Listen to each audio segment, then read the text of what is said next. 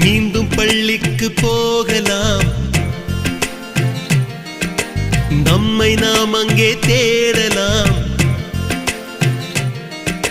Slate குச்சி கடன் வாங்கலாம், ஸ்லேட்டில் பேரெழுதி பார்க்கலாம். கொட்டு வச்ச வாத்தியாரை தொட்டு வணங்கலாம். முட்டி போட்டு நின்ன இடத்தை முத்தம் கொடுக்கலாம்.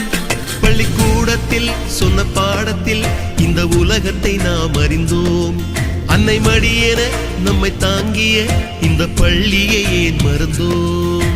மீண்டும் பள்ளிக்கு போகலாம், நம்மை நாம் அங்கே தேடலாம்.